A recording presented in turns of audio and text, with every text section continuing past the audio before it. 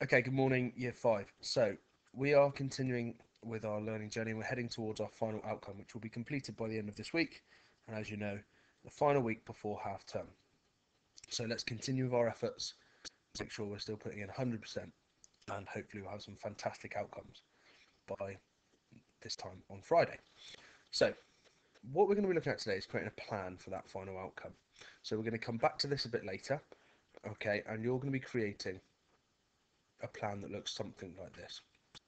Before we do that, I want you to have a bit of a focus on a grammar element, which we looked at last week, and still some people, okay, still using the wrong determiner, a or an, within their sentences. Okay, so we're going to have a really clear look at it today, and then I want that to be a real focus for all of you to make sure that consistently you're selecting a or an effectively.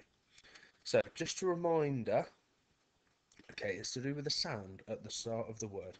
If it sounds, okay, like a vowel, we're going to use an. So apple, eraser, umbrella, okay, an.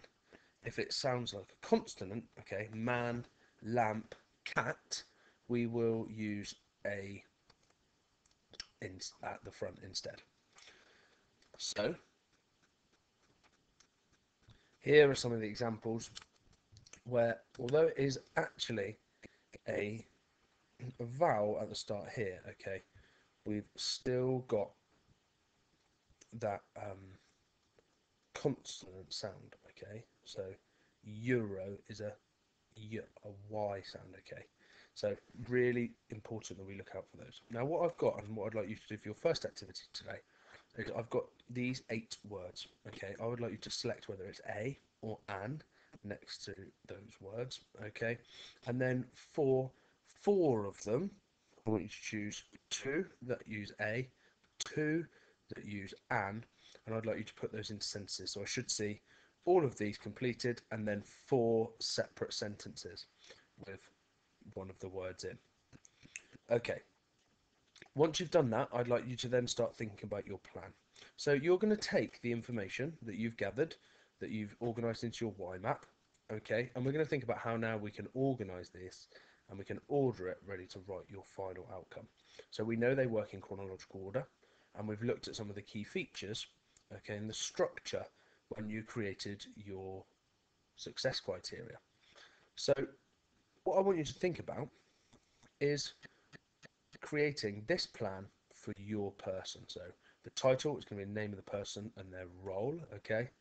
Then we're going to come through to opening statement. Some of you have written your opening statement, okay? So you might actually write your opening statement in there, and you're going to just put the key information. So you're not, this can just be done as bullet points, okay? You're not writing your full biography today. You're just bullet pointing the key information and where it's going to go. So, bit of background, okay, where did they spend their childhood? Something to do with their family, okay, have they got a family of their own now? Then a section on their education and their work, okay, so where did they go to school? Did they go on to university?